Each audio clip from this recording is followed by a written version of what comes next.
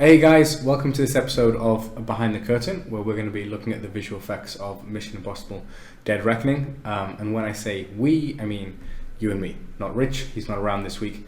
He's on holiday, but who needs that guy? We'll find out. But that's why there's no fancy layout this week or anything like that. All of that OBS stuff is handled Rich's end.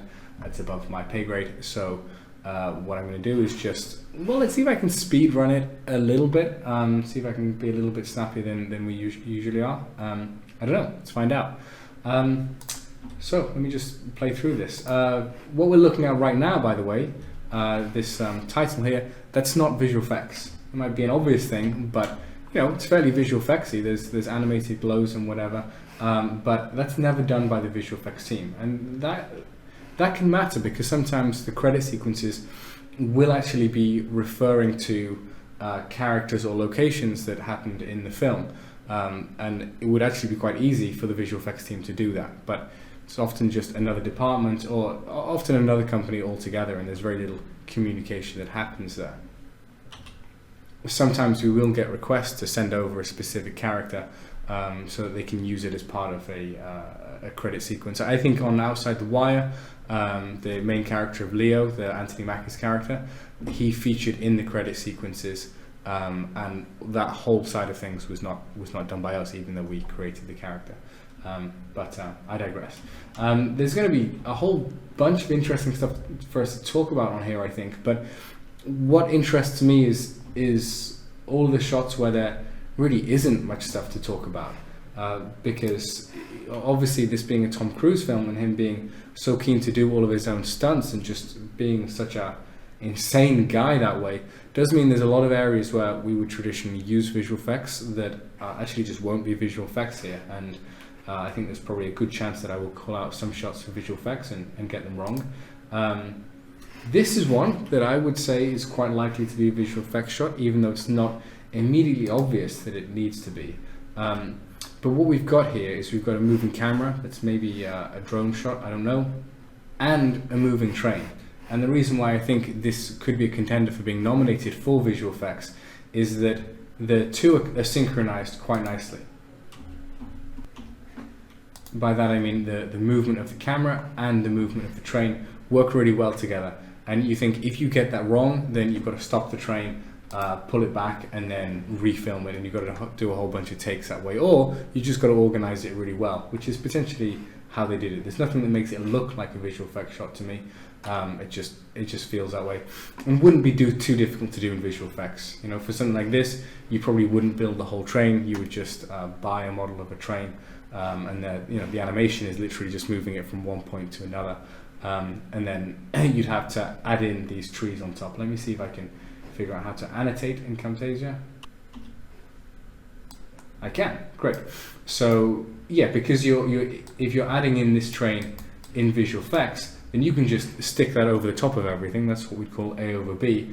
But then you're going to have to add in the extra trees to go in front of that, or you'd have to roto around each tree. That means basically tracing around each tree that goes in front of where that train is, which is less fun, and I think would be less likely to be done that way. So I don't know, potentially a visual effects shot. For me, the interesting thing is why you would consider that, why you consider nominating that for visual effects. Through here, I don't think we're seeing anything. This should be a good contender for just set extension through here. It'd be very common that you'd maybe just have a certain amount of this as set, and then extend the rest digitally. So potentially all of this could be digital extension, and then these far walls and the ceiling, all of that stuff that could be digital. I think in this case it's pretty unlikely that that's the case, just because this is a huge budget film, so they're probably just going to be able to find a very, very large location to film in and just have a lot of extras. But on an indie film, that's probably how you do it. You just have the really difficult portion through here as real actors, and then everything else just gets extended digitally.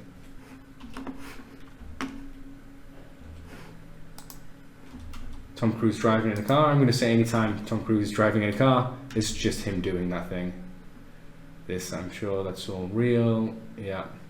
Nothing to speak about there. Well, probably this screen is going to be motion graphics put in later on. That's easy enough to do, so you may as well do it in post, because then you get control over what those graphics are and the timing of them. That one could be a contender for visual effects shot, but my instinct is that's probably all real. Here's an interesting one. There's a bunch that I want to talk about through here with the muzzle flash, because that is added digitally.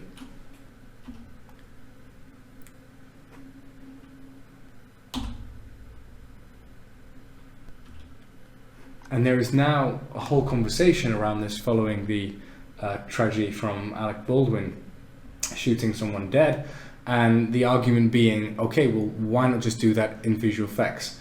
And you can argue it pretty well either way. Obviously, if you're using blanks on set or not using blanks, as may be the case, then there is the danger of killing people. That's a pretty good argument to do things like muzzle flash in visual effects. It's not that expensive to do either. So why would you consider not doing it? Well, it's a realism thing, essentially. And one of the primary things is that when the gun fires, there's not going to be any recoil, unless you get the actor to fake the recoil, in which case, yeah, maybe that's going to work. But it could also look silly if they're overselling it or underselling it or whatever. It's also another thing for them to consider. Whereas when you're firing blanks, even though you're not firing real bullets, the gun is still recoiling in a realistic way. And to add that recoil in post, quite difficult. Easier when the gun is just, side on. If you have, like a gun like this. Yeah, trust me, I know what a gun looks like. Something like that, right? There's the trigger, there's the handle, there's a stock there. Yeah, that's a gun. Okay, so if you have it, if you have a side view of it, then you can potentially just trace around it or do what we'd call a warp, which is the same in Photoshop if you're familiar with that, as it is in compositing packages, and then you can just kind of smush things, backwards and forwards, left and right, and you can maybe get away with it. On an indie budget, at least you'll potentially get away with it. But for something like what we're seeing through here, where we've got a 3/4 view and we're very close to the gun, it's gonna be slightly tricky. Also, I don't know a gun like this, a sniper rifle with a silencer. It's gonna be a heavy duty weapon, right? There's gonna be a lot of recoil, I imagine, I think. And here we're seeing literally no recoil, and to add it in would be quite difficult.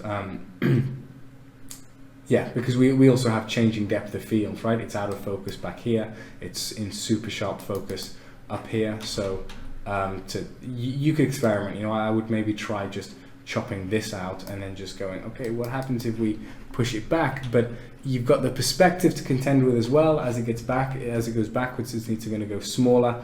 Very difficult to add in the recoil, and when I play this back, we're going to see that there just isn't any.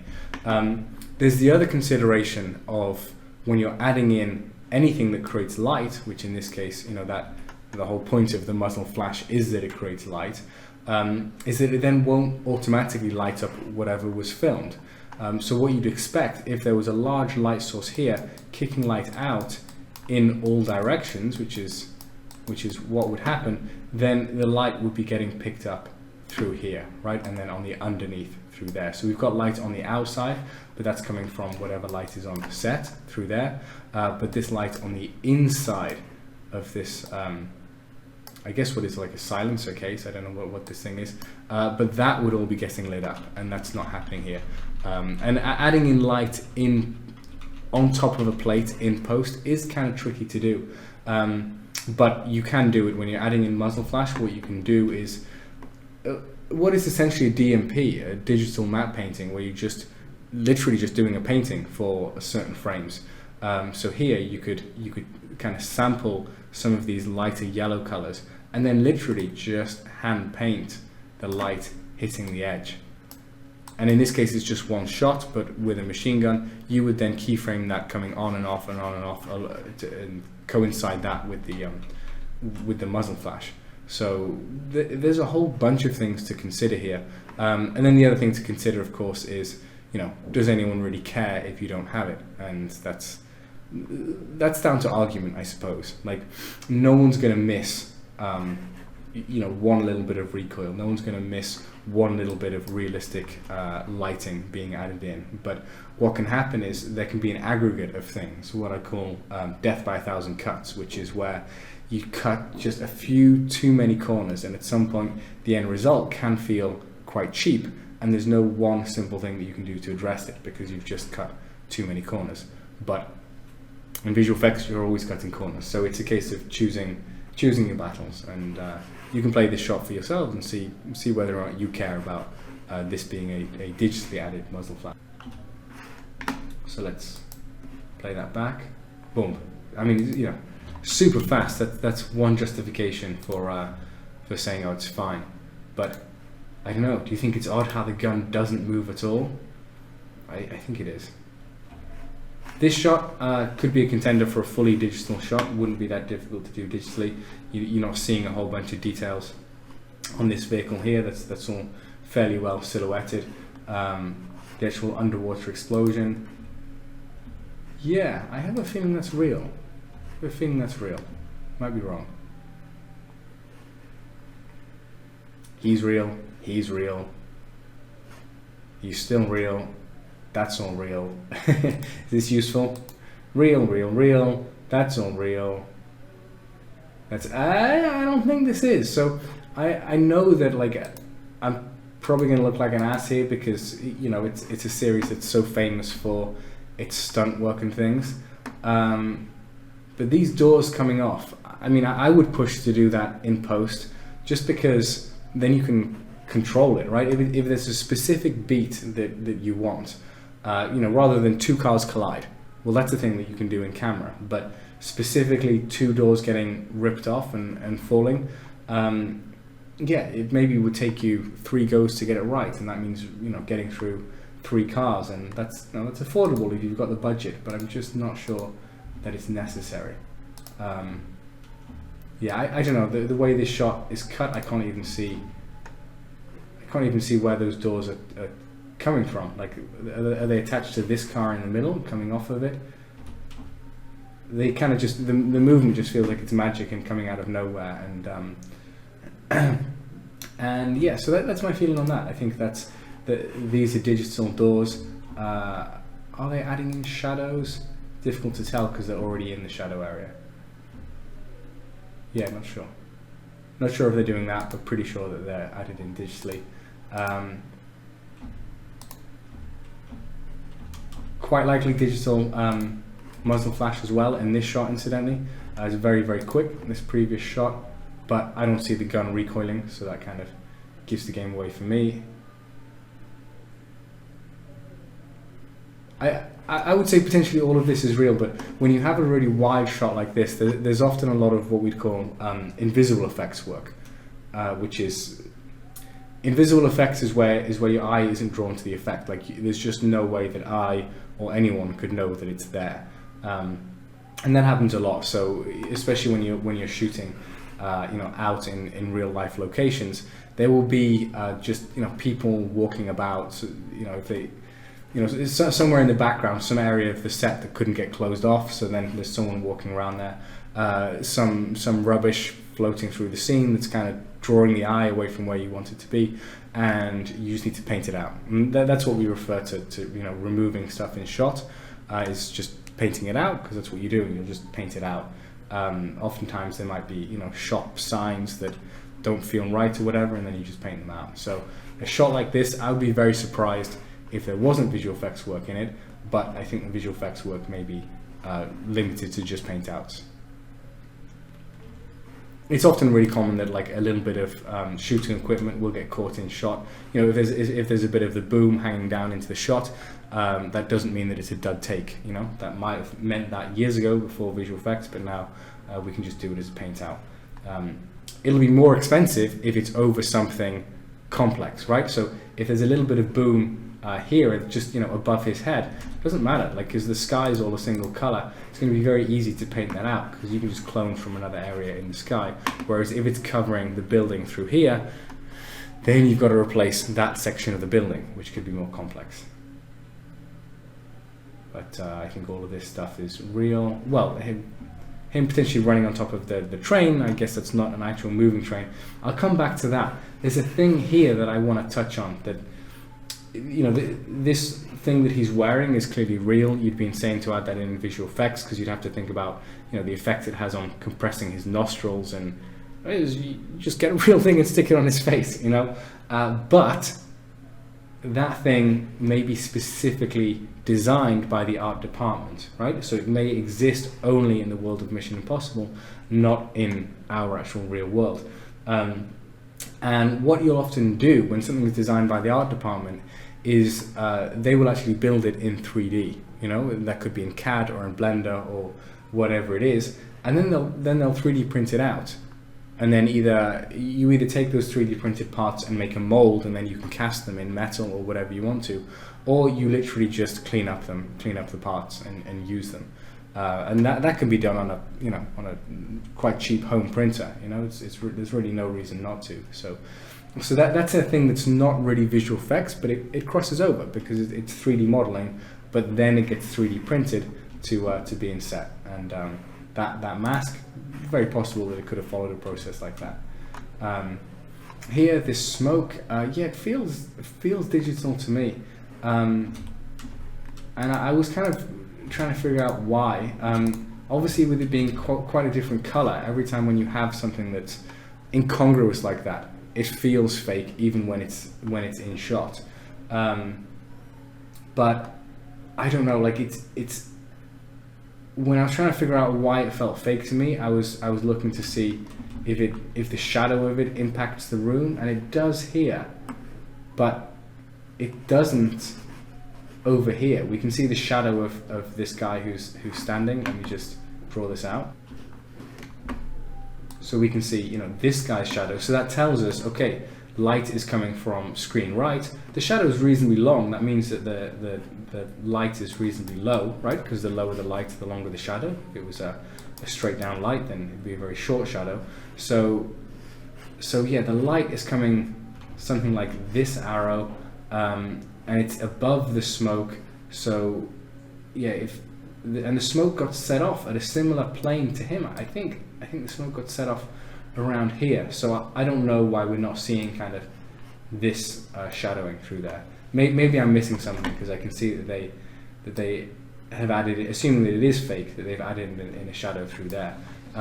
That could be incorrect positioning of the light, honestly, of the digital light, right? So if we're saying that all this is digital smoke, it could be they added the digital light there, and it's kind of having the right effect in terms of how it looks, right? It's still getting lit up from the top and it's still dark on the bottom, but it does mean that the shadow getting cast is in the wrong place. If that's what's happening, I don't know, but that's my feeling.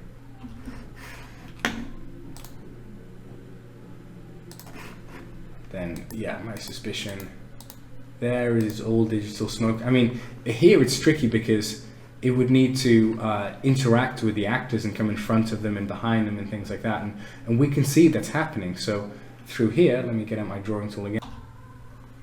So we can see that at this moment there is this kind of plume of smoke that's coming out here, and it's behind this actor through there. So if that is being added in digitally, then it means that you need to rotoscope her out, right? You need to separate her from the rest of the shot so that you can add in this effect that's coming behind, because anytime when you want to add something behind something that's already been filmed, then you need to chop them out. You need to rotoscope them out. And if you didn't have that, then it might work fine. You just stick the effect straight on top of her, but then you're going to lose a feeling of depth. The fact that this guy leaning into the smoke, he's not covered here, and then because he's leaning in that direction, he gradually gets more and more covered. That adds to the realism. I'm still going to say, God damn it, am I going to say that it's digital? I don't know, because I'm looking at these lights now, and I'm going, well, these lights are responding as though the light source is getting spread out, right? We're seeing this this halo of the light, which is exactly what you'd expect if it was being lit through through actual fog or mist or smoke, whatever we're calling this thing. So the light is behaving in the way that we'd expect, which it wouldn't if there was no smoke on set, which means there was smoke on set, or as well as this smoke being added in digitally, they've also added in those lights digitally, which would be excellent visual effects work if they have. So I don't know now. I'm jumping back to going, even though it looks digital, I think that's probably just because of the color of it. The color being kind of different from the rest of the plate always looks fake. I remember when Industrial Light and Magic were doing the very first Hulk film, I went to a talk by the guys who did it, and they were like, we made the Hulk as green as he should be, and there's just no way anyone would believe it. So it turns out the Hulk has to be like 50% as green, otherwise doesn't matter how amazingly you render him and animate him and whatever, he's always going to look fake. So potentially this is real smoke that just looks a bit fake because it's incongruous color-wise with everything else. So what do I know? I think it could go either way.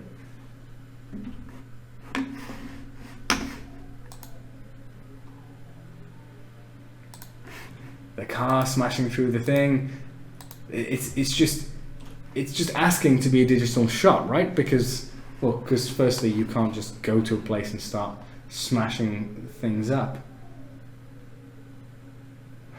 Okay, it's just, I'm second guessing myself because I know they're going to have wanted to do everything real here. And like there is a join here, you see that? We see a similar thing on the other side. See that smells to me like a matte line where the real set stops and then the digital thing starts again. But then I'm looking at the light on these things, and at least directionally this is really perfectly matched to the light everywhere else, and then it stops here, which is what I would expect for the car being there blocking out the light. That doesn't mean that it is or isn't digital, it just means that if it's digital then it's very well done. I'm just trying to see if there is a different feeling kind of here in this area to this area, and there is, no? Like there is a sharpness to the patterning around here. But to me actually, I assume this whole thing was a real location, but actually this patterning does feel kind of fake to me. So then is this all practical build? And then is the reason why this area feels different because this is actually built to break? That could be the case, because what we're going to see when it breaks, the thing that I noticed just as we were playing it before, is that there are kind of squares. Like it's weird how geometric the break feels, because the way that simulation works digitally is you build your object and then you tell it to fracture, and you can control the fracture, but it's basically gonna somewhat randomly break the object, and then it will disperse those pieces accordingly. So it's not going to give you very geometric shapes through here. Whereas when we watch this back breaking, when we watch this thing back and it breaks, god damn it, then what we're going to see is these very geometric shapes. So I think it's real, and it's a set that's made to break, and it's all doing what it should do. Let's take a look. So yeah, you see how kind of geometric all of these shapes are, like they were pre-made to break. And then, well, this is a cut. We're going to another shot, but who knows? This dedication to doing stuff in camera makes me doubt myself. But I think that's how that shot was done. I think it was in camera, and then I think all of this stuff is in camera. I'm sure there is invisible effects here. I'm sure there's paint outs. I'm sure in some of these places there'll be set extensions. I'm sure that Tom Cruise just can do this and can make a key just appear out of nowhere. I'm not saying that sarcastically. I absolutely believe he can, right? It's a magician's trick, and I'm sure he would have just learned to do it. If you're cheap or you just can't be bothered practicing, then of course this is quite easy to do in visual effects. You can just add in a key afterwards, but I don't think that they would have done. Yeah, all real, I believe it. Yeah, even Tom Cruise going to the edge of a mountain, I believe it. Yeah, I don't believe Tom Cruise going underneath a bridge. You just don't want to take that risk. So this shot, I think, would have been a green screen shot. So because the camera is on the train, right? So the camera is moving with the train and with Tom Cruise. So if your shot isn't actually moving, then it's not.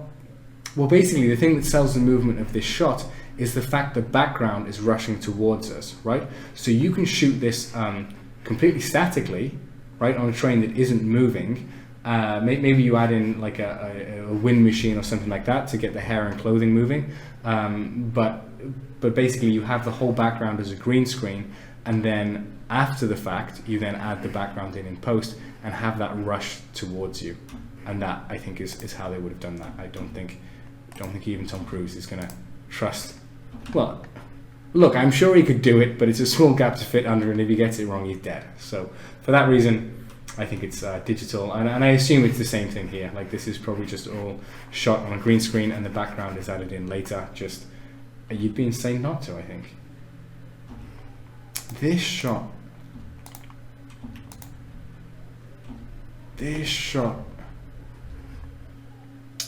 Again, like, why wouldn't you do that digitally? You know, I'm doubting myself here.